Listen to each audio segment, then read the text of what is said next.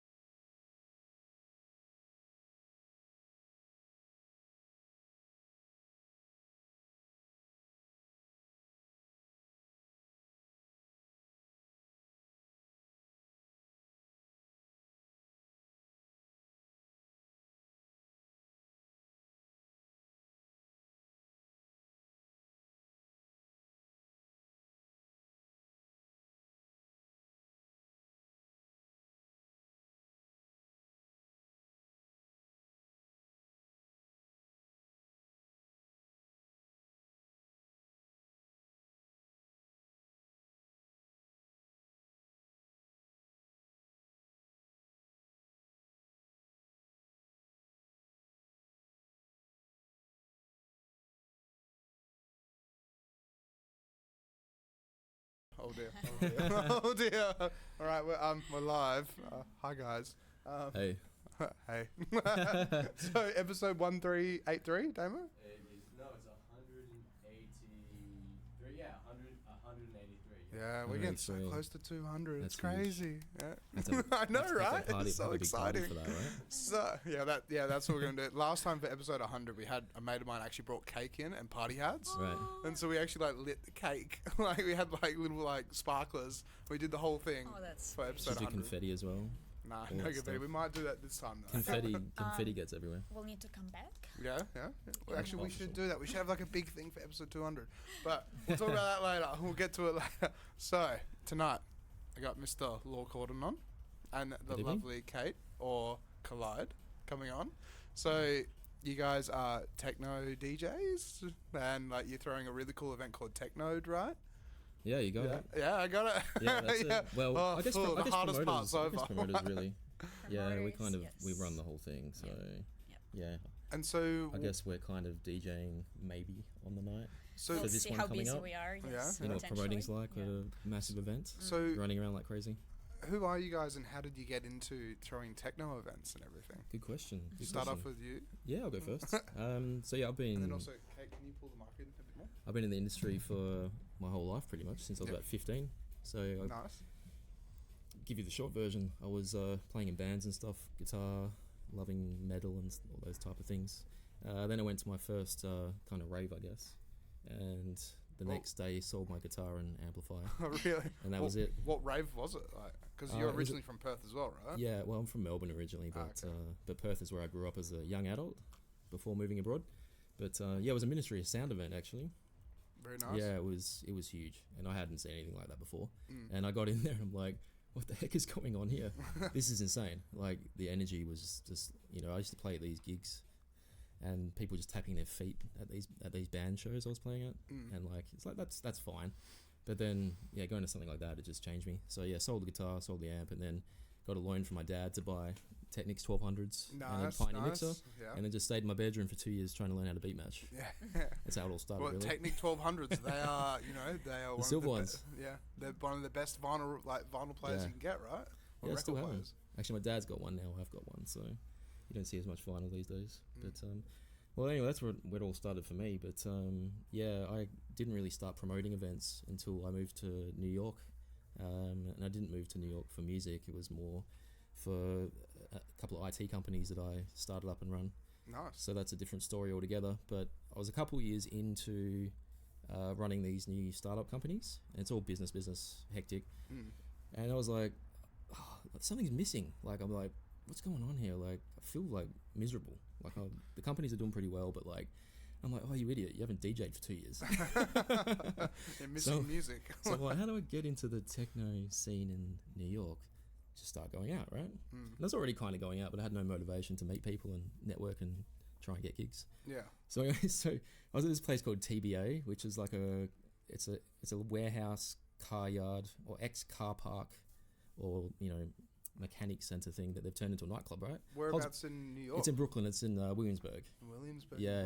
Oh, I think we'll be able to find it. Hey, you'll find it. It's still around. Yeah.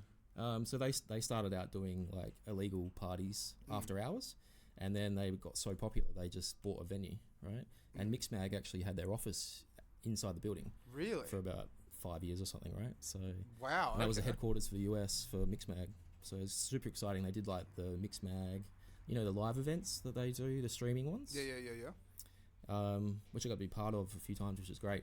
But anyway, so the funny story is I went there after work one day on like a Tuesday, because they're open every night of the week. Well, they used to be. I think they still are. And yeah, I was just wearing my suit and I was wearing an overcoat because it was so cold. And I left my overcoat there, right? And hopped in a cab, rolled my ankle on the way in, and then got home and literally slept in my suit because I had too many drinks, right? Yeah. So then I woke up the next day, I'm like, lost this really expensive overcoat.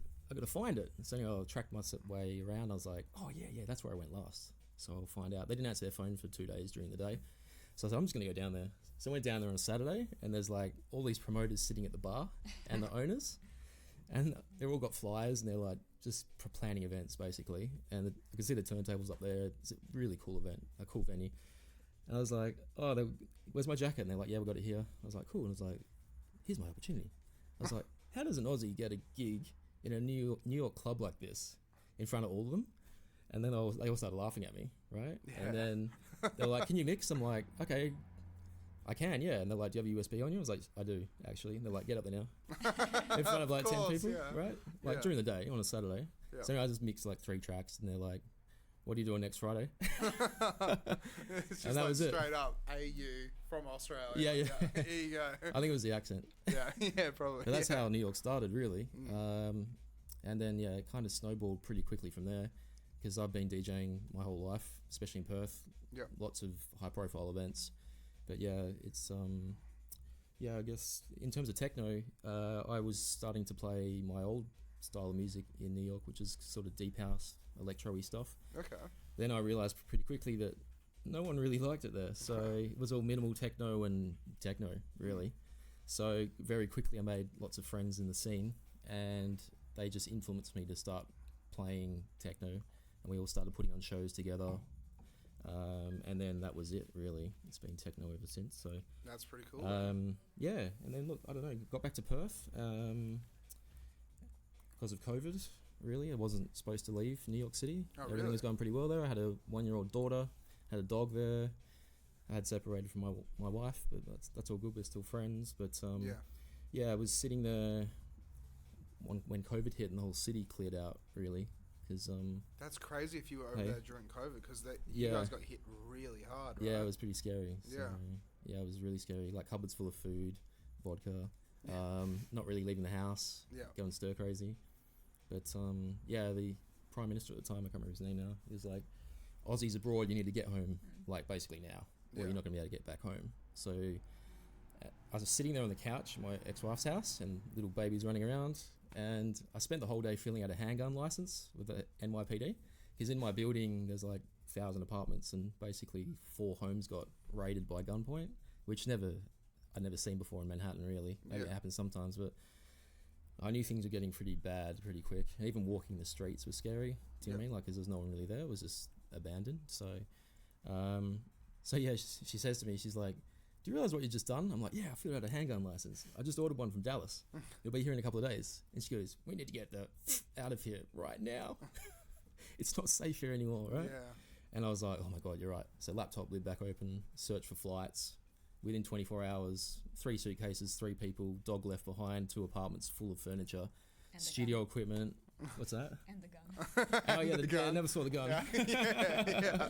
And arrived back in friendly old Perth. So nice. I don't know. So that's a kind of a hell of a story, but that's on its own. That's a book, really. Sounds like it was crazy, man. Like another podcast episode. We have to dive into all this. Yeah. But I don't know. The reason techno started for me back in Perth is that I got back here and I had nothing to do, really, because my life was back there and I've had no purpose, and I was missing music a lot, and I started going out just to reintroduce myself to the community, because I used to be really involved with it before I left, and I was starting to meet all the new people that were running the scene, I guess. I mean, Habitat were obviously still around, Soul Bliss, you know, from Kinky's Yeah. still around and all that, right? Good old Soul Bliss. Yeah, exactly. So everyone's amazing guy. Yeah, he's awesome, right? Yeah, such a good dude. Yeah. Yeah, his Manifest talk on here was really fun, so Yeah. that's good. But yeah, as I was going out, I realized that I wasn't hearing the music that I missed, and I was hearing a lot in New York. Yeah. And this is going to sound cheesy, but it got to a point in New York where all the promoters were working so closely together, and they're all supporting each other so well, and it's spoiled like you wouldn't believe. Yeah, right? okay, yeah. Like summer is insane. There's just every week, 7 days a week, there's 3 Something or 4 on, shows to choose from, right? Yeah. All the big artists are coming over. So I got to a point where everyone's like, I actually think New York is the new epicenter of techno globally. Right? Really? Because it became that popular. Yep. And even, you can argue that, like Berlin's always there, you know, like there's Amsterdam's always there, but yeah, legit, it was a really fun place to be.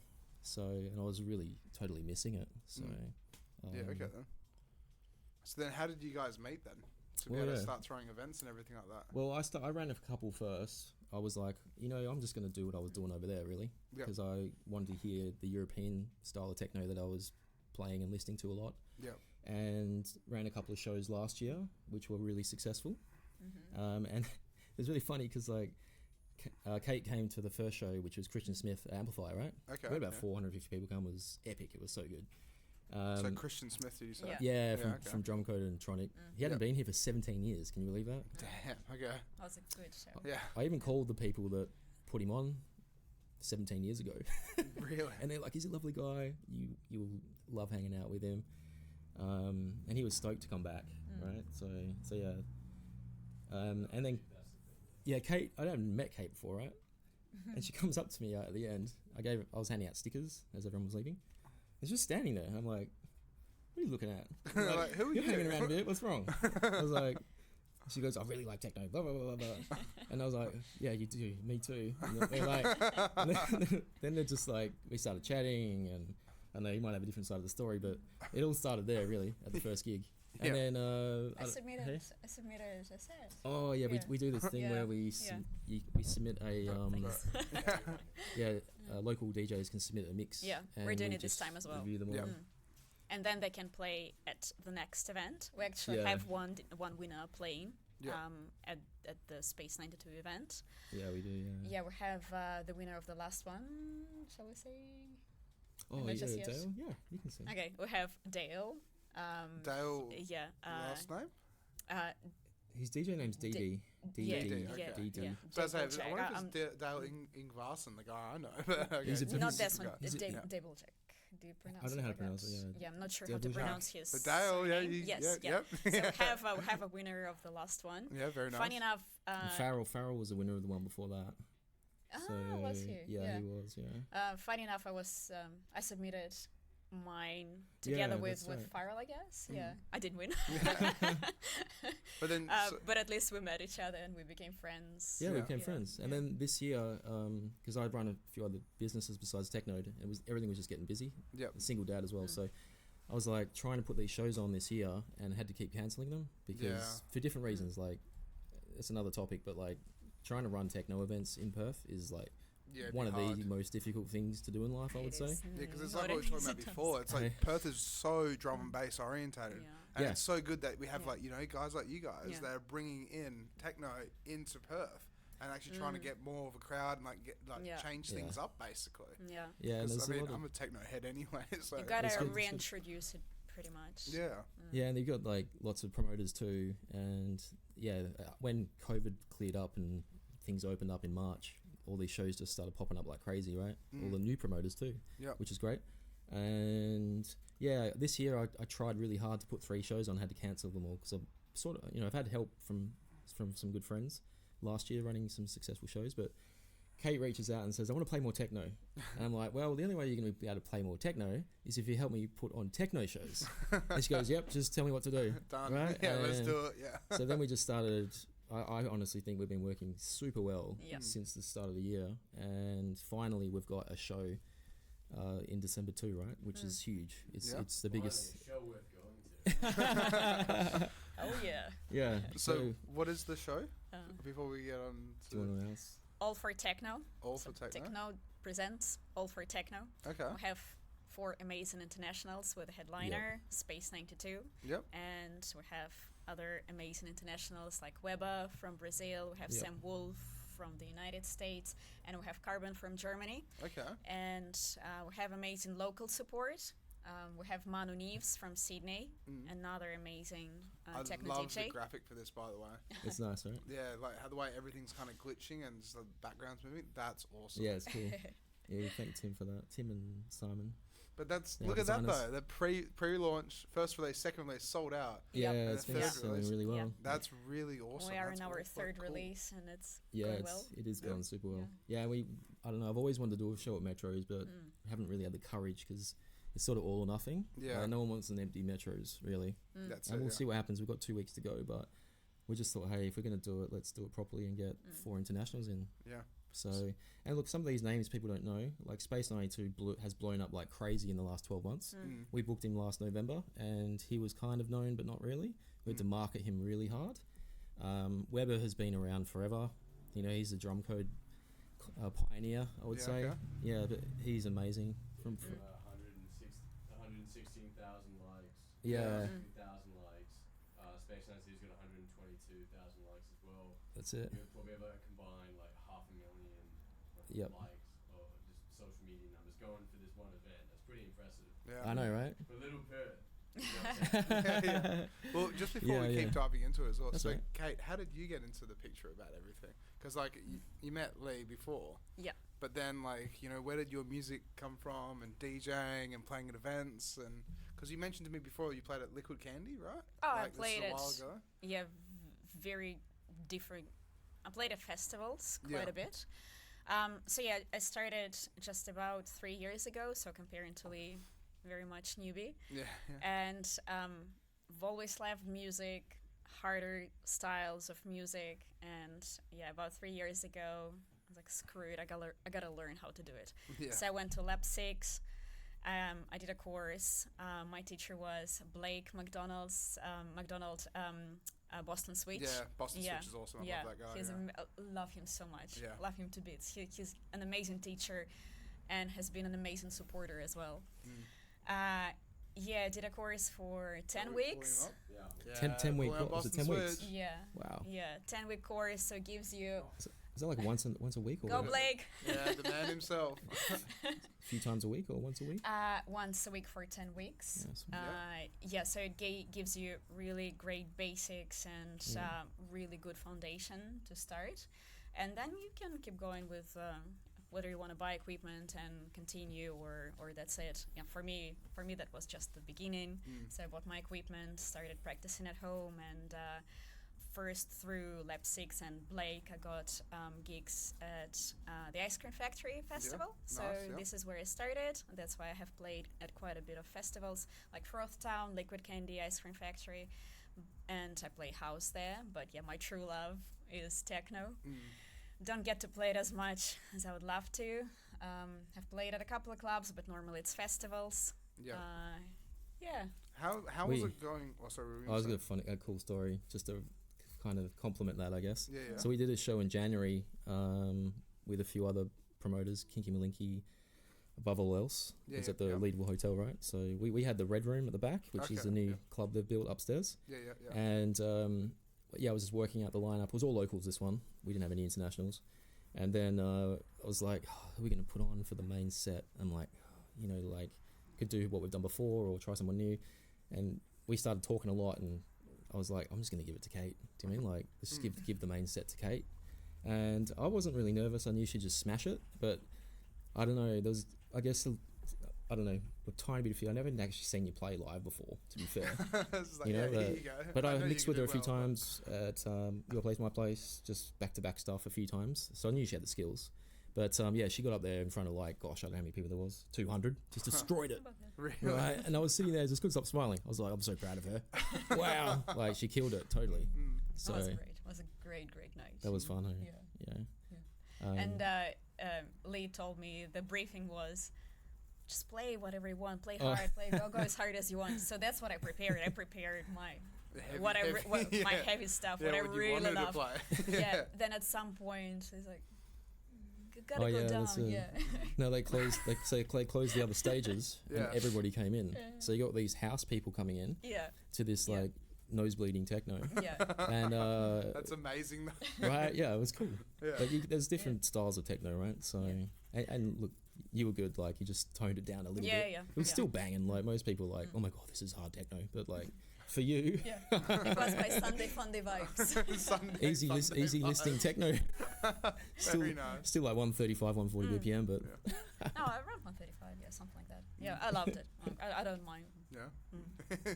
Loved it as well. Loved it to bits. No, It was very a great nice. night. So I guess Kate's kind of like the scout. Like she's very talented at going out to the market, I guess, or just scouring the internet for new up and coming techno artists, and then just like we listen to them together, and it's like I don't know, that needs to tick a few boxes in terms of the sound and who they are. You know, we're not looking to book Carl Cox and things like that. We're not, you know, but yeah. So she's very good at doing that. So, and then it's like, okay, cool. We want to do this now. We both start hustling like crazy to find a venue, which is difficult in Perth, obviously. Yeah. And then trying to secure those contracts with these artists, right? Because as you know, you can't just come to Perth to play a show. It's too expensive.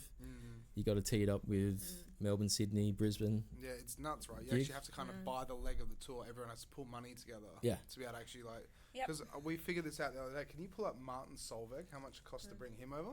Because they're bringing him to Perth, but I think it was like 80K or something like that. Sounds about right. Yeah, techno fees are so big right now. Yeah. That's why one of the reasons it's so hard, because since COVID hit, it's just gone like whoop, you know. Yeah. So techno fees are huge. Once someone gets to that amount of Spotify monthly listeners and is playing some big gigs in Europe and stuff, it just Yeah, that's when they for just them start. it's like that's all they do now. They are a techno DJ basically. And it's tough in Perth because you know the market is not quite here. Do you know what I mean? Like you know, but it's starting to get there. I'd say. You know, whenever Pure come to town with Carl Cox and his entourage, it's always huge because it's a household Wow, name. every Do you know what I mean? time, But So look, there you go. Look, Martin Solveig, 40 to 75,000. Oh gosh.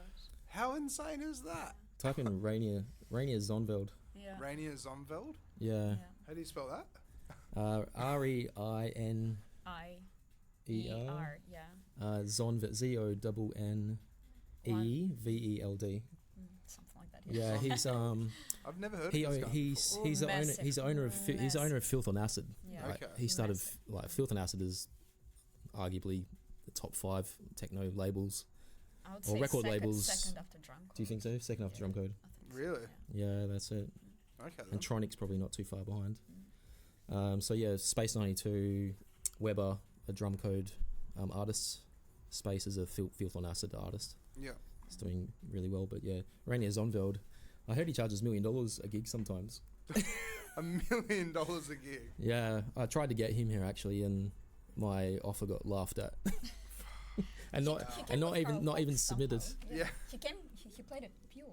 I think if it gets on the Pure chain, it's a different story, or Yeah. a big festival, you know, like X Festival or something. Yeah, that's You know, exactly they got it, uber amounts of cash, so Yeah.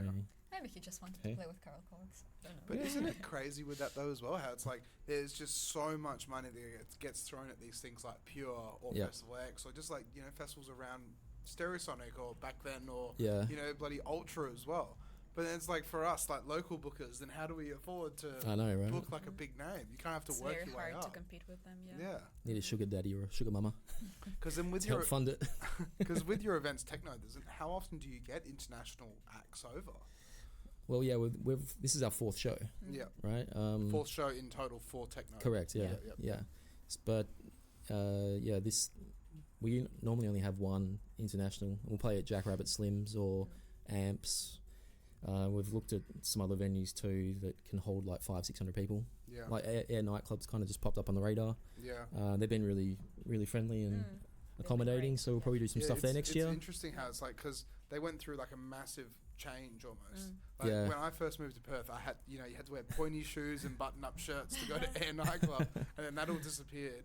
And then it kind of went all K-pop and like Japanese. K-pop very and, much, like, yeah. But now it seems like that's moved on a little bit, and now you can actually put events Yep. at Air Nightclub. Yeah. which Only is like- Fridays though. Yeah, only Fridays. Yeah. Well, like most venues in Perth. Yeah, that's it. Yeah, Saturdays they're prime time, traditional. Yep. 18-year-old clubbing experience, right? Like, And that's one of the things that's so good about this event we've got coming up, December 2 at Metros. Somehow we managed to convince these 4 internationals to come to Perth on a Saturday. And we managed to convince Metros to let us take the venue on a Saturday. That never happens. Like That's how many amazing. Friday and Sundays does Perth get for events, right? yeah. And That's exactly or it. Thursday nights when it's a public holiday. The So stars yeah, aligning. we're patting ourselves on the back here. But yeah, that was a struggle, honestly, because Melbourne and Sydney want to take the Saturday nights Yeah, that's because it. the market's bigger. Yeah. They More typically people. get paid more money for the fee, stuff like that. So it was a huge achievement just to get those 4 on that date. It took us 3 months to negotiate it, and there was about 8 times where Kate and I were just like, "This thing's not going ahead." Legit, it's not going ahead. And I'm like, I can't deal with this anymore. I've got so much other stuff going on. Yeah. But I'm not a quitter, and Kate's not either. Yeah. So we just kept chatting to these European agents, honestly. Powered through. Yeah. So, I Well, don't know. just 'cause you're gonna. Yeah, we got some comments. We just got a couple. We got Kieran. Oh, Yeah. Shout Hi, out to Kieran. Yeah. yo. And we also Hey, Kieran. Dale Deviliak. Oh, yeah. He won the he's our winner, yes. he won the Yeah. DJ comp. Yeah. So he's an awesome DJ. He's exciting. He's shilling the event, which means he's promoting the event in the comments. Nice. So thank you so much, Dale. Yeah, cheers, Thanks, Dale. Dale. Dale's good. Yeah, Dale submitted an awesome mix. He's like, it was perfect. So that's why he's on the bill. Yeah, very nice. We do that every show. Yeah. So, well, I've got to ask. So, with the negotiations, so you did negotiations for 3 months, did you say? Yeah, we did. How Yeah. does that work for 3 months? 'Cause, It's you know, crazy. I think usually it it's was like even a. longer with certain ones. Yeah, it was. Really? Yeah, we won't go into names, but like one in particular changed agents, Okay. or went from no agent to having a really big agent, like AMS. Yeah, okay. And but yeah, it's crazy. So it kind of was stalled for a long time, and then he was doing shows over East, and everyone was fighting over the same dates, stuff like that, Yeah. which you just have to deal with as a promoter. Like no one really gets to see it as a punter. So yeah, and there was a couple of them that were quite easy to book, but still had one cancel as well, unfortunately. Oh, really? But we've got him secured for next year. Yeah. So he's another drum code artist, so that's exciting.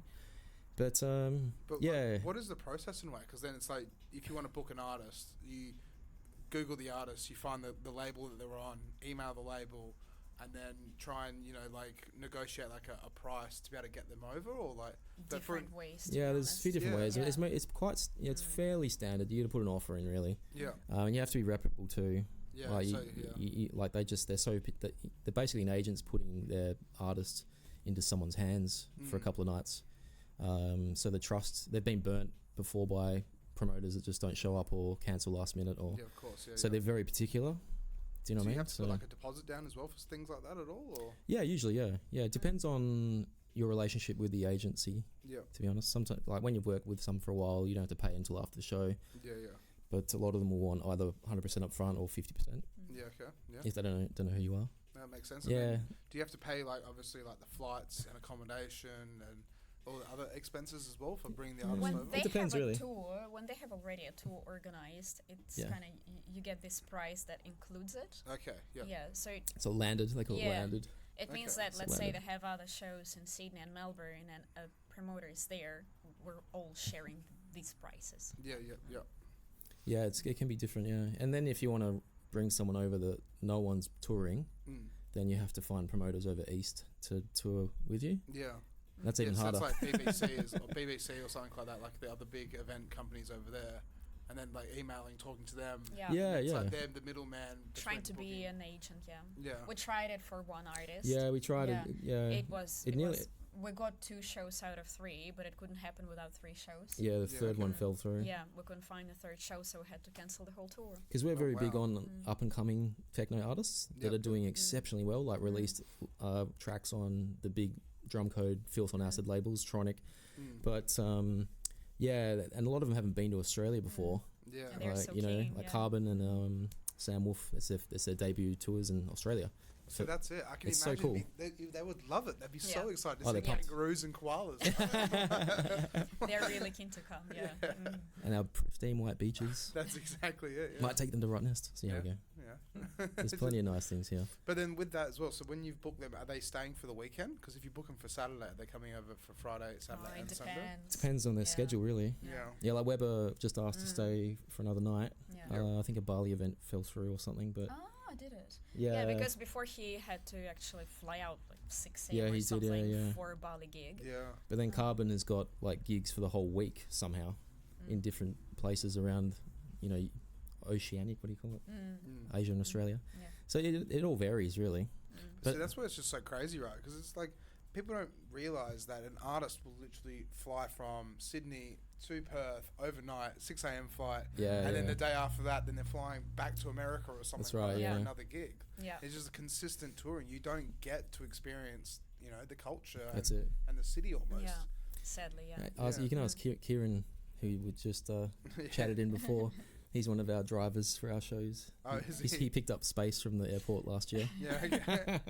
But see, I reckon it'd be so much fun though. It's like you're literally picking someone up. Yeah. He's like, oh, hey, how's it going? We're going to the club. You ready? Like, He's really good at it. He's Yeah. like you. He asks lots of good questions and has a good story to tell. So, but Space essentially flew. I think he flew direct from France to Perth, jet lagged as hell. Yeah. And then had to get up, that night and perform in front of a sold out crowd of 600 people. That's crazy. And Kieran told me, he's like, yeah, he told me.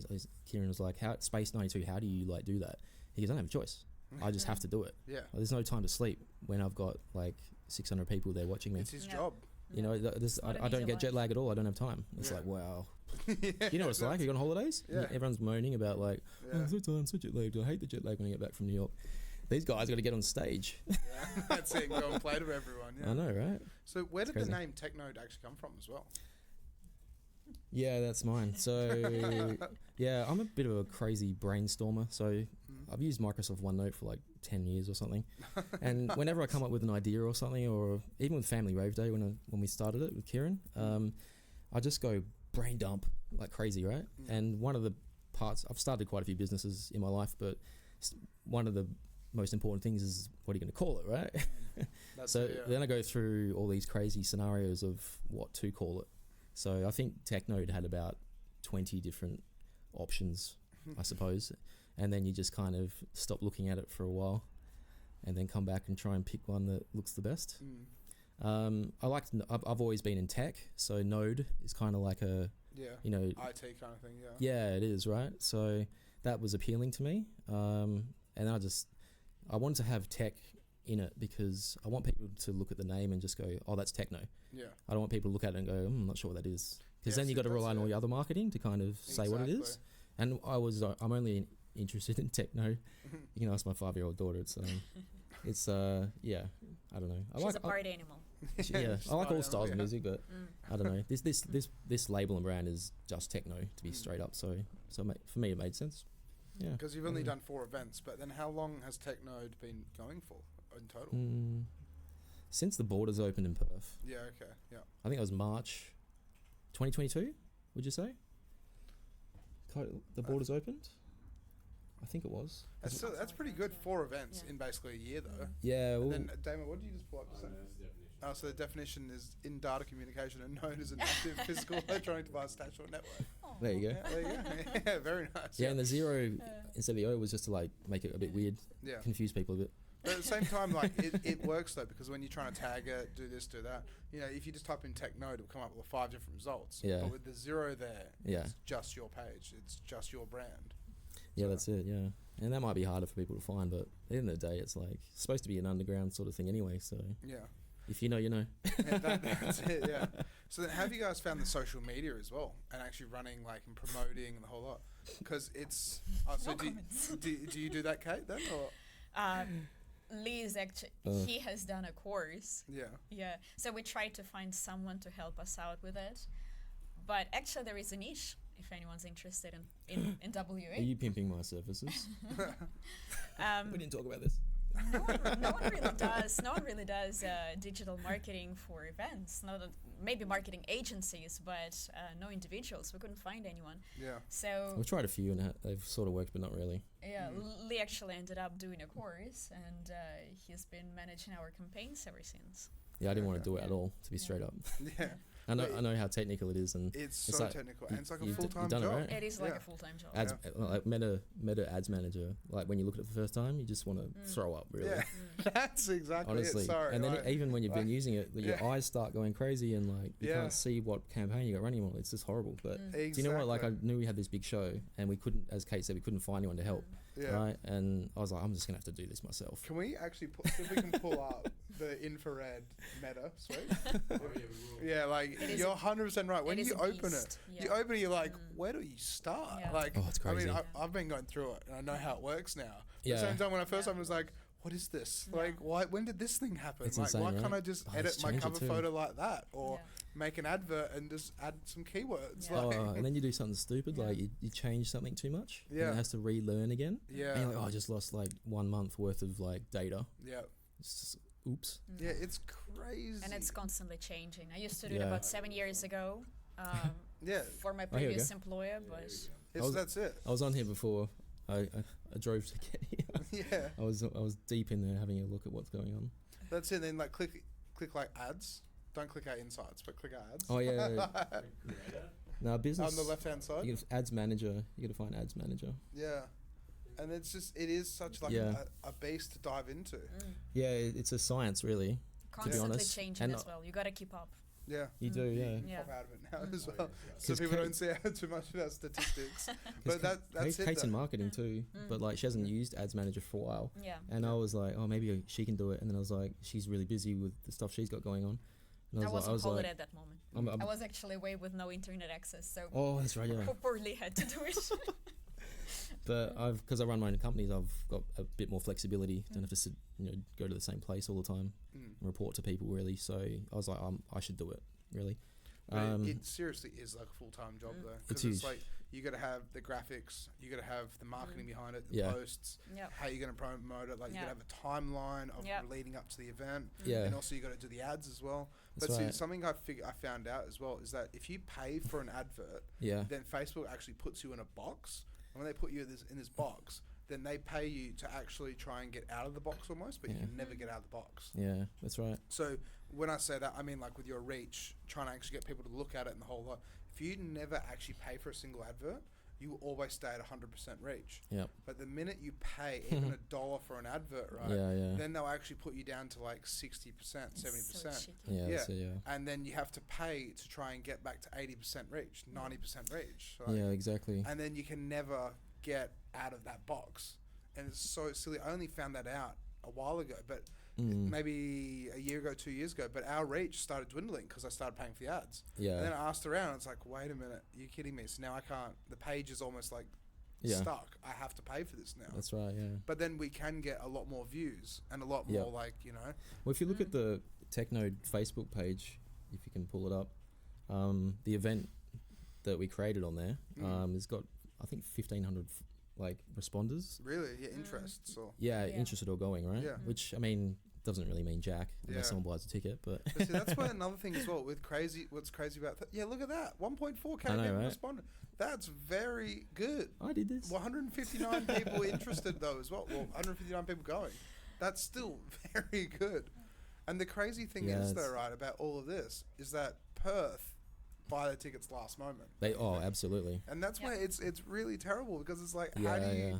how do we you actually ed- don't know.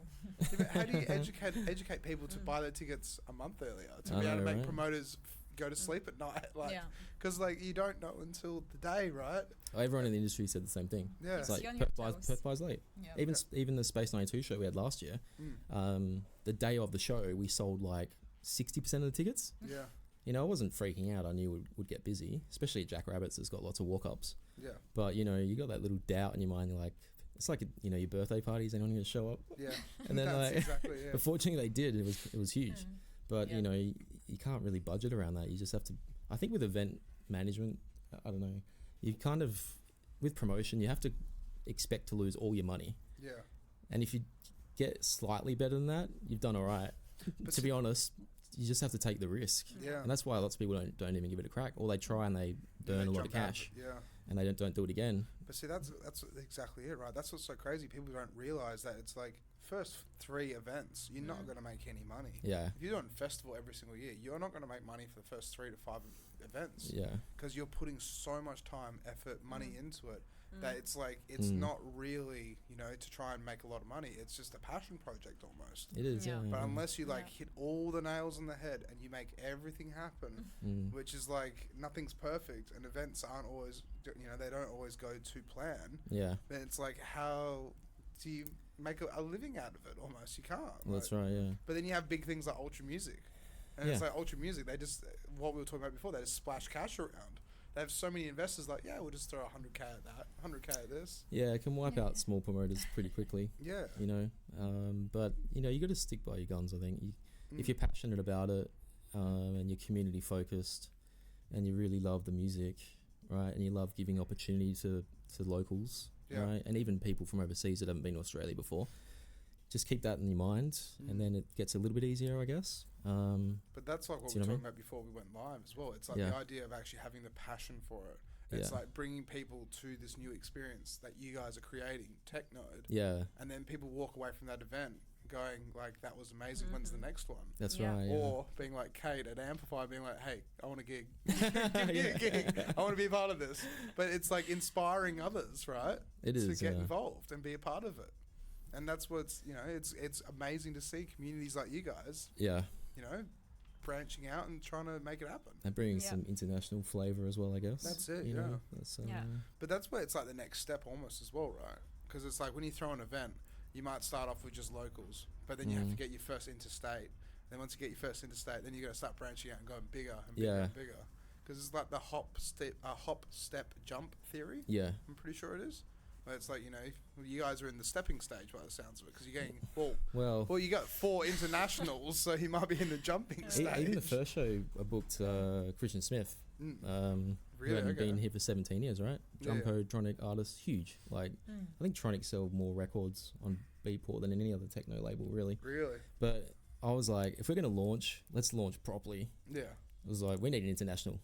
I was like, I've never got an international Perth before, but we'll work it out. Yeah, that's it. We'll make it happen. Yeah, but that's. But I know what you mean, though. Like a lot of promoters start with like, you know, locals, and then some from over east, and then go from there. Yeah, that's it's a stepping stone thing. But I've been doing it in New York for so long. I was just like, nah, let's just go straight to the top. Yeah, throwing in. But that's it. It's the experience as well, because you've already been doing it in New York, and now you just come over to Australia. You come back to Perth, and you're like, it's actually it's harder here, to be fair. It would be. It's a lot harder here. But that's the other thing about Perth is the population that we have. We talk about it so often and so many times on the podcast, but it is like we're growing. We're literally like a big country town, basically. Yeah, that's what we are. We have pristine, nice beaches. We have like Joondalup to Mandurah, but at the same time, we're just a big country town. Yeah. It's a really sprawling city as well, don't you think? Yeah. It's one of the longest cities in the world. It is, isn't it? Yeah. I think it's in like top 3, top 5. Yeah. So. Territories. I think it's hard. It's hard to get people out of their backyards. Yeah. In Perth, it really is. Do you know what I mean? Longest city in the world. Oh my gosh. Many consider it the longest city in the world. Yeah. Wow. It is quite big. Yeah, my brother used to live in Yanchep, and I never saw him. Yeah. When I first got back, I'm like, hey, dude, I'm back from New York. And he's like, yeah, I know, but you're in the city. And I'm like, oh gosh. It's like a different. Like, oh, you're in Yanchep, you can stay there. Yeah. He's like, you come and see me. I'm like, no, you come and see me. When you think about it, to drive from, I don't know, Joondalup to Freo, it was like over an hour. Yeah. Oh, imagine with traffic as well. Yeah. Insane. Crazy. But that's what's so crazy though, because then it's like the top of England to the bottom of England. Like how far is that? It wouldn't be that far. No, probably not, right? But at the same time, there's like what, 15, 20, 30 million people that live in England or something like that. I think England 60 million. 60 million. Yeah, that's it. Yeah, and we got 2.3, 1.8 or something like that. So it's wild. It is about educating the community on what you're bringing, to be honest. And that's one of the nicest things. 55 million people. 56. So that's about Scotland and all that. Wales. That's just England. Yeah. That's just London. I think you can fly from London to Edinburgh in like 30 minutes, right? Yeah, that's it. Yeah. I don't know how long the drive is. I think it's like 8 or 10 hours. Yeah. Isn't that crazy? It's nuts. It's tiny. But then, so that's the other thing. Like, so with your events, how do you spread the word? How do you go about getting more people? Like, because you were saying before, you've been going to backpackers, right? Yeah. Yeah. So then, like, is that been working in a way? Well, we'll find out. Oh, so this is the first time you guys have tried it? Backpacker, did you do backpackers last time? Yeah, we did, but not printed stuff. It was just online. Yeah, Yeah. because there are There's backpackers lots of groups and things, on yeah. Facebook, Yeah. But this time I Yeah. actually went and physically put it in Yeah, on actually, the in- walls and backpackers, Yeah. And we created a special code for them. Yeah. Because But see- for traveling people, it's not that easy to go to events. And they're usually not here very long either, backpackers. You know, they might be in Perth for a week Exactly, yeah. and then they're Yeah. off. So there's no point marketing to them like 2 months earlier because they won't be here. So we were literally just a week ago, I think we started. So that was my Yeah. last weekend Mm. and this weekend as well. But see, that is awesome though, because when you think about it, you have all these people from all over around the world. They come over here, and they might be working, or they might be here for a week. Yeah. But at the same time, it's like all they want to do is party and have a great time. And it's like they see these flyers like Techno. Yeah. Well, Yeah, Techno that's the event. place to definitely. be. Yeah, that's exactly it. There's, Yeah. there's a whole range of things you do. Like, I think I've been in sales most of my life, to be fair, but yeah, with marketing, you need to do a bit of everything. Yeah. Really, like, there's not one magic thing that will sell an event out. Exactly. Yeah. So you need to spread the word of, physical print. Talking to people. Social media is so powerful. The It's fact that crazy, you can yeah. drop into someone's phone, like while they're laying in bed. You mean like advertising your show? When I was first putting on events, especially in the Delirium days, you couldn't do that. Yeah. Like, it was all like flyers at live clothing stores and Express magazine printed once a week. Oh, Poster Girls, yeah. That's the one. Poster girls. We work with Poster Yeah, we've Girls. got Yeah, them. yeah. You organised that, hey? Yes. That's sweet. Yeah. Yeah, those guys are good. Yeah, we have posters by them in every cafe in the city.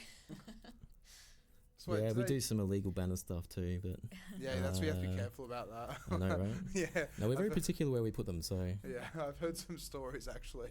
I bet. Like, so my uncle used to own the Flying Scotsman Oh. in the pub, and so with that, I tried to throw an event at the Scotsman once, like down the Velvet Lounge. Yeah. And so my cousin, second cousin, he was telling me that apparently it's like they've had an event there, right? And someone's put like posters all around the place, Right. and these poster guys that it's like their territory have rocked up to Oh the my Velvet gosh. Lounge, being like, all right, where is he? All right, who put the posters up? We're gonna break his kneecaps. Oh, like, wow, he's gone. Like full on like aggressive and stuff Yeah. over yeah. poster territory. You gotta be careful, Yeah. hey? Especially those ones that are like glued to the walls. Yeah. Like, we don't do any like that, but But so that's it. Apparently, these guys were going around gluing these to walls, and it's like it actually Yeah. belonged to someone, which is like wild when you think about it. It's just a wall in the city somewhere Yeah. with posters. It's like, oh yeah, I'll go put my poster up, and then it's like, no, that actually belongs to someone. yeah, no. So, I've seen those ones and I'm like always curious how they get up there. Yeah. And I'm like, I'm not putting anything near those because I just had a feeling it was a whole organized business. That's exactly it. Do you know what I mean? Yeah. I heard a story about someone who put posters on walls and he was charged $200 per poster That's to it. get them removed Yeah. because city spends council Yeah. spend some time getting them off the wall. Yeah. That's So exactly it. $200 a poster. Well, How about that? Kieran, Exactly. How about that? Yeah. Kieran and I covered Northbridge and confetti once, so Really. and we got a small fine. In Wasn't confetti too bad. for the family fun day. Family rave day, yeah. Family rave day. Yeah. Yeah, the big one we had was like 2,000 people. It was huge. Because that was in Northbridge, wasn't it? Yeah, it was, Northbridge Brewing Co. Yeah. Yeah, we took over the whole piazza there. Yeah. It's all fenced off, it was all super organised. And yeah, we decided to use these proper confetti cannons that have CO2 bottles attached to them. Yeah. Okay. They're called stadium cannons. Stadium. Stadium cannons. And It's like, yeah, they got the name Stadium. Yeah, let's use them in Northbridge. well, Sounds about right. City of Perth approved it, right? But Yeah. and Then they realised, like, wait a minute, these leave a big mess. oh, like, the first lot it was like 5 kilos each time you press the button, right? And we had 2 of them. The confetti went up, yeah, and we're like, oh my god! that's a And lot then of it like confetti. went that way, down, and then over the fence into Northbridge, and we're like, we're so dead. And then we just kept pressing the buttons again. Yeah, that's it. Why not? You've done it once. Yeah, might we as come well this keep going. Yeah. Like yeah, that. that's it. Yeah. Oh, that's actually. Oh, yeah. There you go. That's actually at the event. Yeah, that's it. Yeah, I wasn't lying. There was so much confetti. That's awesome. I think we spent like $6,000 on confetti. It's insane. Damn. Yeah, we built those balloons. Oh, it was a huge event. See that? I didn't realise it was that big when we had Kieran on. We were talking about it a whole lot, but that's amazing. Yeah, Toddlers want to party. they're too. super popular. Yeah. Yeah. But my friend lives near Hyde Park, and he didn't come to the event. He's like, dude, there's freaking Halloween confetti on my balcony. Hyde Park, Northbridge to Hyde Park, right? Yeah. That's how far I travelled. That's a lot. That's quite far. Yeah, and people were telling me you're going to get a $10,000-$20,000 fine. City Perth are going to destroy you. I'm like, I'll cross that bridge when I get to it, all right? Yeah. Quietly nervous about it. Mm. But yeah, I got a fine in the mail and it was $150. Nice. Yeah. Worth it. Very nice. First offence, never again. Yeah. Oh yeah, I learned my lesson. But back to techno and everything. Yeah. Right. So then, like, what are some of like the interesting things you guys have had to learn along the way of throwing these events? Because like when I say interesting things, I mean like, you know, like where it's like it could, you know, just things that you'll learn, like you learned from the event before, not to make the same not mistake, or things that is like, you know, to improve on to make the events better. Anyway. Well, this is Kate's first one. Yeah. Really? Oh no, you did January as well, but that was kind of that was a small local event. Yeah. Yeah. What did you learn? What did I learn? There's lots. I think involving the community is probably most important. Yeah, when I got back, I had come from a place in the US where all the promoters had got along and helped each other, which I mentioned briefly before. Yeah. And not. Yeah, when I got back, I noticed there was a bit of disconnect between promoters and labels, and I didn't come here trying to fix that at all. But I think involving people from each label or promoting. Yeah, company. working with people like Habitat and stuff like that. Yeah, just right? even inviting them to mix at the show, I Yeah. think is quite nice, and just including them, inviting them, and talking to them. So, yeah, that's been really important. Yeah, learning that the people show up at the last minute in Perth, like we said before. You just Yeah. have to accept that. Yeah. You know, like This is how it is, unfortunately. unless yeah. you've got a household name that you're promoting, like Mm. it's really going to be a struggle until Well, that's the it. week It's like off. an Inhibit event. It's like Inhibit's always going to sell out. It's drum Yeah, bass, exactly. and the biggest drum bass company in WA. So Yeah. Yeah, and they've been doing it for a very long time too. Yeah. They're super successful. So, I don't know. I guess other things are, I've had quite a few of these artists have come to us to ask for a gig and not gone to the normal agencies in Australia. That's really cool though. So, and the reason is that they've gone back to their homes in Berlin or seen each other at Aid in Amsterdam or at Ultra Music Festival and spoken really highly of Techn0de and Perth.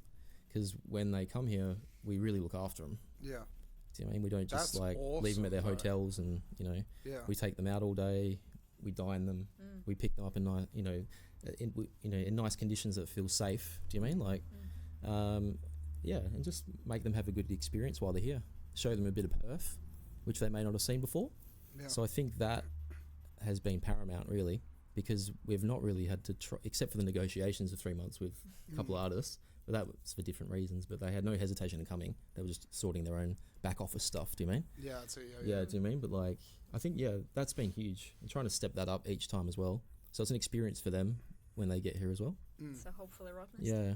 But still, that's amazing though. That's so good. Like, because that's what the reputation you want around the world. People go like, yeah, Perth's wicked, and then that group, you know, that event company, Techn0de, looked after us. Well, as an example, so because we did Christian Smith last May, they went to some drum code party and Space 92 was there, and then Space 92 was like, I want to go to Australia. He goes, if you go to Perth, you got to speak to Law from Techn0de. Don't talk to anyone else. And then he just email pops up, bang, would you like to book this guy? And I was like, yeah, cool. So I think just by doing the right thing, it opens up opportunity. That's it. To be fair. Be kind, be nice, and good things happen to you, right? Yeah, that's it. Yeah. And it's such a beautiful place here as well. I think the world needs to see it because it's difficult for a lot of people to travel, particularly to Australia alone, you know, because it's such a long flight. Perth is that extra 5 hours. Yeah. Where people are like, oh, do I have to? You know, that's like. it. But then they get over here and like, oh my God, look at the beach. Oh, they want to leave. They don't want to leave, right? That's it. It's nuts. More comments? We have more comments and another quick question afterwards. So we have Scott Leans. Lee. Oh, Scotty. Son, and Lewis Kneen McDade from New South Wales. Running this. You're not sure. Scotty puts on events in Perth as well. I played for one. He had Dave Seaman in Perth recently at the Aberdeen. Yeah, okay. Which I was quite honoured to play at as well. Well, But Scott, yeah, if Scotty- you want to come on here, Scott's got lots of experience. Hey? yeah, Oh yeah. He's the first person to put his hand up, like when you need help on show day. yeah, He'll be up there on tall ladders putting banners up and do you need anything else, like moving gear around? He doesn't ask for anything for it either. He just wants to help. Yeah, he's amazing. Scott's a legend. that's awesome, man. That's really good. Yeah. Any more comments at all? That's a good dude. Yeah. Yeah, we have. Try to pull it up. There we go. Yeah. We also have Kieran here with yo yup in response to the confetti. yeah. I think he was more worried than me actually. Yeah, honestly, I'd be shitting myself as well. I'd been thinking like, we've just launched confetti all through Northbridge. Yeah, and into Hyde Park as well. I want to talk a little bit about Delirium and about Jeremy Jung at all. Oh yes, yeah. We were talking before about your Delirium days. I don't know if you want to touch on that. yeah, I can do. Yeah, I can do. Yeah. Yeah, because this was back in the 90s then. Yeah, or? late 90s. Yep. So yeah, look, everyone's got their own opinion of what happened or what it was like back then, but for me, I was just starting out, and there was no YouTube, and there was no real Lab 6s and things to learn how to mix. So you basically, and there was no technology to help you beat match either. So the only way to do it is either have a couple of mates or lock yourself in your room for a year or two, Yeah, which is what I did. Yeah. Nearly gave up 100 times because I couldn't even put two beats together. And then that magical day when you do it on vinyl, you're just like, oh my gosh, right? I can do this. Yeah. But anyway, I don't know how. I met him through a guy called Adam Kelly, Clint Wiltshire, who are techno house people. Yeah, they introduced me to Jeremy because Jeremy was running a lot of big festivals here in Perth. I don't know what year he stopped doing them, but he was really helpful. He was so kind to me because I was so young, and like he kind of helped me learn how to mix techno, and also just gave me opportunities. So I played some pretty freaking big festivals for him when I was this young guy, right? That's pretty cool. And honestly, like he was like, "You got this. Just go for it. Yeah. If you need any help, I'm here." Right? So yeah, he was very, very influential in my whole taste of music, but also passion for this scene. Because look, as everyone's got their own opinion, but he really was a massive pioneer all those years ago, making the scene what it is today. Yeah, because Damo, you pulled up before. He got Hall of Fame or something like that, right? Yeah. Oh, so that was him there, yeah. Yeah, that's Jeremy. So you might see the sometimes you still see them on the back of cars, the butterfly wings. Yeah, okay. There's a website for it. Yeah. So he was just like an all-round wholesome, nice guy. Well, he and was the biggest promoter in Perth Yep. for a long time, really. So yeah, Science Fiction used to run at Belmont Racecourse. No, well, look at that There are Science thousands of Fiction people there, with right? 1997 Carl Cox. Yeah, he brought Gatecrasher here, Ministry of Sound multiple times.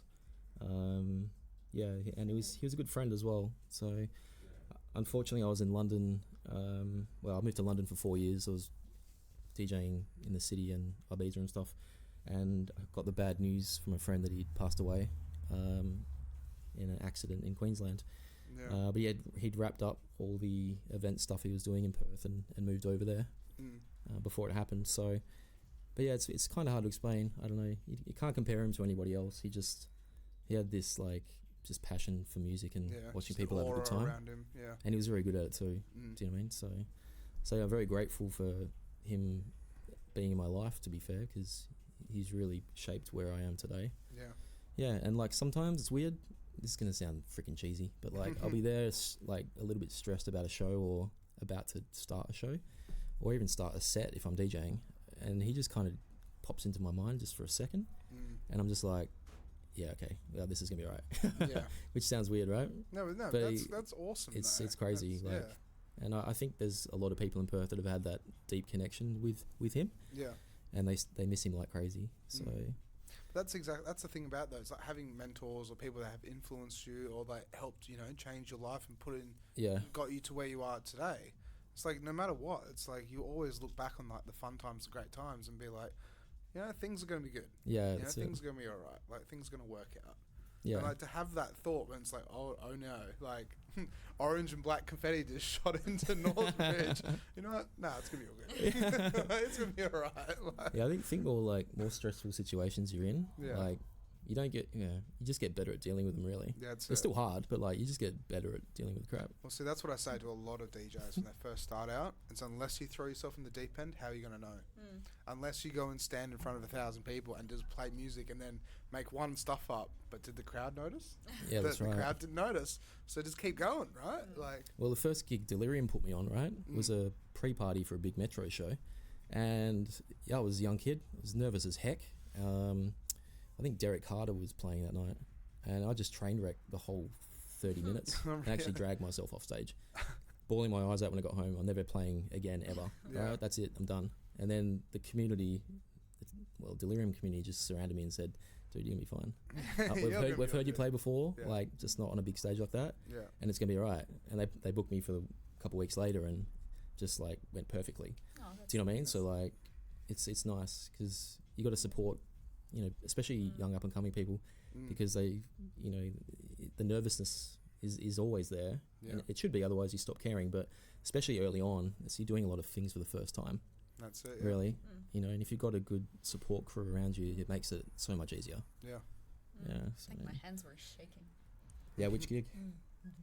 First 10. First 10. Yeah, The yeah. first 10. But have the butterflies settled now then, or? It's better now, but I don't think it ever happens, to be honest. I think you always stay a little bit nervous. But that's on the way to be though, right? Yeah. Is like if you just go up, you have that mentality. It's like, look, I'm gonna go up on stage and I'm gonna have fun. But at the same time, I am a little bit anxious about it. Yeah. But it's still gonna be fun though.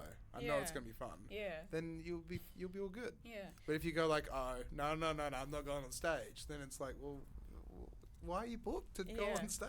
Yeah, Like, you that's know? it. Yeah. But you just have to get up there and have as much fun as you can. Yeah. And I think if you're nervous, it means you care. Exactly. If you're See- not nervous.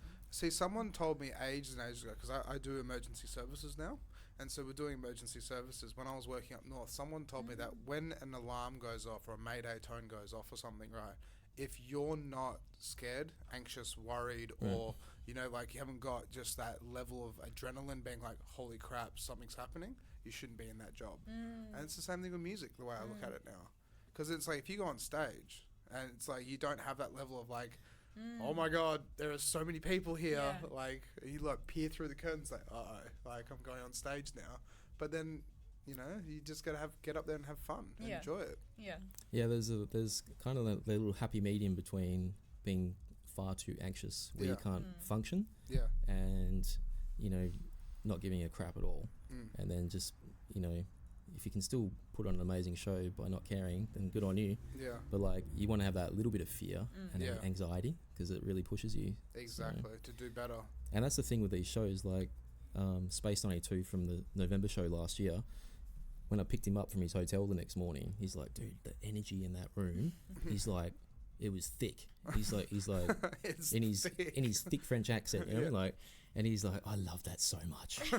And he's like, oh my god, they were looking at me. He's like, and he's played big shows before, right? But there was something about that show, Yeah. and it kept him on edge. He goes, it's one of the best sets I've ever played. And I was just like, oh my god, man. Well, see, that's what's so crazy as well. So, like, Zed's Dead. You guys have heard of them, right? Yeah, So Zed's Dead, when they came to Perth and they played at Amber all those years ago, Right. they said that was one of the best gigs they've ever done. Right. Because it's so intimate, it's so in there. But Yep. at the same time, it's like when you play to that many people Yeah. compared to playing in a club and there's like 200 people Yeah. and 200 people are just into it. Yeah. You can see their faces, you can see them having fun. You do this, you do that. They're all just having like a wicked time.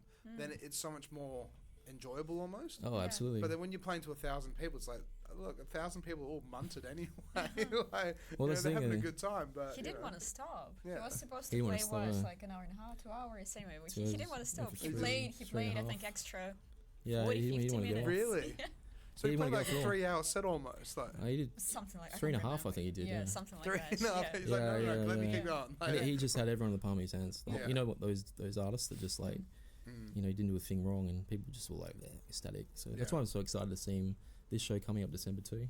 Yeah. I hear what you're saying though. Like, I used to play at Brooklyn Mirage in New York a fair bit. So the it's like 10,000 people, 12,000 people, big outdoor venue in Bushwick. Yeah. It's amazing. It's only open during summer because so that's it there. You yeah, played there. that's it. But Oh my I played really God. early sets though. Yeah.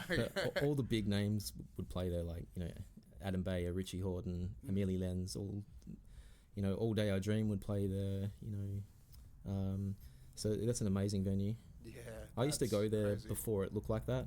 It was just like a abandoned warehousey car park thing, and they got shut down so many times Oh, because really? like the fire department would come through and they're like, "Nah, you're not having 10,000 people in here." I'm not surprised. They'd rock and be like, "Oh my God, we need to get the cops in. Like, Oh, how do gosh. we shut this down?"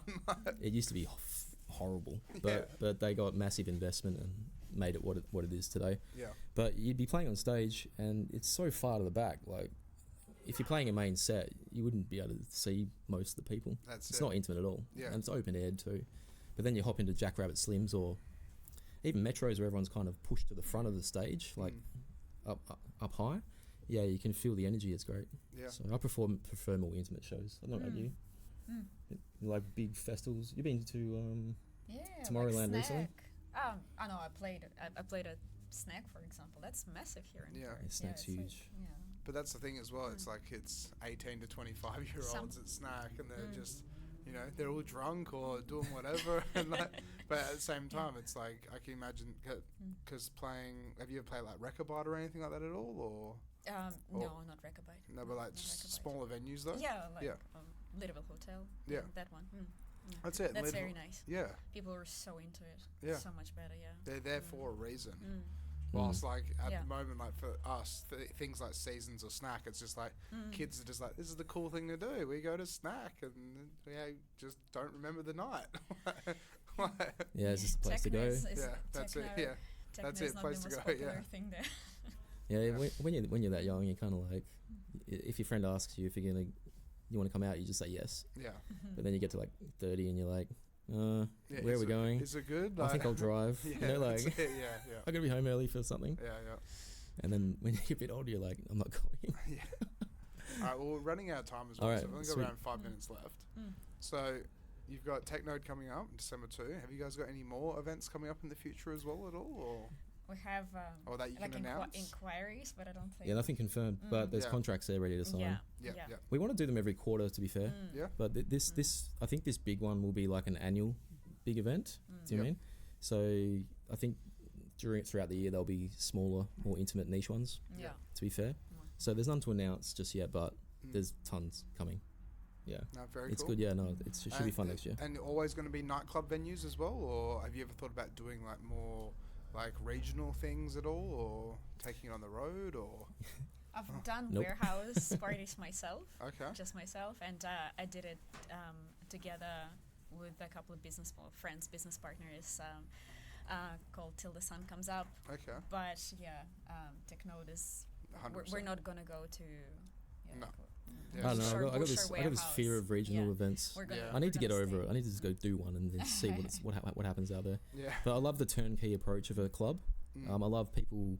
I mean, they're never going to be 100% safe, but at least there's security. At Yeah. least there's toilets. At least there's a bar. Yeah. You know, at least if you're not enjoying yourself, you can jump in an Uber and go home. Yeah, that's right? it. Yeah. I don't. You know. Yeah. If you're. I'm not ready for the rest of it. Do you mean like Yeah. I like the fact the sound system's usually there already, visuals. Yeah. You know, it sounds lazy. I do like to put lots of production to the shows, but existing But clubs it's- are a lot easier and I think safer for people too. Yeah. That's I just- agree that's with just that, me. Yeah. So for now, it's Yeah. nightclubs. Yeah, because if you're 3 hours inland and then it's like, okay, well, we don't have any water and there's no water here, what are we going to do? You don't like going there. Hey, yeah. Yeah, but it just means the opportunity to put shows on is very limited, Yeah, particularly in Perth. that's it. It's easy in New York because there's venues everywhere, but here, yeah, there's only a few, especially if you go over 300 people, Yeah, and they get snapped up really quick. that's exactly So you it. get, trying to tee up a European artist or anyone international with a venue on the same date as when they're touring is very difficult. Yeah. So, No, yeah. very cool. Yeah. All right. Well, thank you guys so much. Awesome. For Thank coming you. on. Thanks for having having us. Oh wait, yeah, and there you go. Oh, it's Kieran. Yeah. Shout out to Kieran Aw. again. That's the event Kate and I met at. So, So is that amplified? yeah. Yeah, That is it amps, yeah. Yeah, very nice. Yeah, we couldn't. It was another situation. We couldn't find a venue, and they kindly took us in. Yeah. And I tell you what, the professionalism of that venue. I know it's typically bands, but the subwoofers they have in there, oh Yeah, my god, no. they're perfect for techno. Yeah. It was so loud. Yeah. You know, you need the real. Amplifier's got a pretty good system. Like, Yeah, it's huge, right? Oh, we have a little comment from Soul Bliss. Oh, oh, shout out to Soul. Kinky. I was wondering if he's watching. He's probably sick of hearing about New York. Wait, Saul, check this out quickly. So he gave me this at Manifest. By the way, I still got this. Oh yeah, right, yeah. That's awesome. We ran the courtyard at Manifest. Yeah, I convinced them to let us open it up. If only he would run another. Like, that was such a fun day. It's fun, right? That was a great day. So much fun. Yeah, don't say that too much. It breaks his heart. Yeah. Sensitive topic. What was the comment that he's? What was it? Here she is. Here she is. Oh, is that it? Just okay. Well, shout out to Saul. Like, Thanks, sir. yeah. All right. So, cheers so much for coming on, though, guys. Thanks This for has having been us. good. Thank you. This has been a lot of fun. Cool. And hopefully, like, you know, for December 2nd, it's going to be amazing. By the looks of it, Yeah. It's sell going to out. be amazing. Yeah. Yeah, it should be good. It's just selling really well, Yeah. but That's it's it, still a yeah. hustle though. There's 2 weeks to go, Yeah. and But to sell everything except your last release, because you got a 4th release, or is that 3rd release your last release? No, I think third and final, I guess. there'll be a final. Yeah, Yeah, Yeah, I don't know we'll how have a many. final one as Yeah. well. Still, It that's is, yeah. doing really well though. Yeah. And you know, like Yeah. for that, and we've still got what 2 weeks, 3 weeks before the event, so 2-ish, yeah. 2-ish, yeah. It's not Mm. bad. And then learning social media marketing on your biggest event ever. Yeah, It's quite a challenge, it's gonna be fun. but we're getting there. It's gonna be exciting. Mm. Yeah, it should be good. Yeah, there's a lot to organise in these type of events. You got lots of airport pickups. Mm. You take people around for dinner and stuff. Yeah. You know, like it's insane. I, That's can, a fun It'll be one. non-stop. Yeah. I can recommend a few good restaurants as well. So Yeah, Sol recommended a restaurant last time. Mhm. Ended That's up good. costing like $1,000. Oh really? Thanks, Sol, if you're still there. Yeah. Well, you gotta, wine dine your artists. That's true, right? $1,000 on dinner though. Oh, yeah. That's nuts. It's my fault because I didn't do my due diligence and check where Yeah. where he'd actually It's like- nominated. Yeah, it's like $40 for $60 for a steak or something like that. Yeah, Yeah, Kieran enjoyed it though. He was there with the artists. yeah. I was stuck at the venue putting banners up. And then got the receipt later on, being like, "Oh my god." Yeah. yeah. Also, while we were, I see. Won't happen again. Yeah, no, that's fair. McDonald's from now on. Yeah, everyone gets drive-through Yeah. on the way to the club. All right, well, cheers so much, you guys. Though. Awesome. This has been Thank good. you. Thanks for having us. We will see you guys next week with. Let's have a look. Oh, 2 weeks, yeah. Oh, So, what's the date today again? That's November 16th. 2.5 weeks. Next week we've got Dave Singh coming on. Oh, Dave. Oh, do Yep. you? Yep. Oh. Yeah, he's playing at our show. Yeah, he's Oh, playing. really? Yeah. Oh, well, there you Yeah. go. Well, we'll promote the event He again might give for us you a guys. rap. So, Go, Dave. yeah, go Dave. All right, well, cheers, and then we'll see you guys next week. So, catch ya. Cheers for watching. See ya.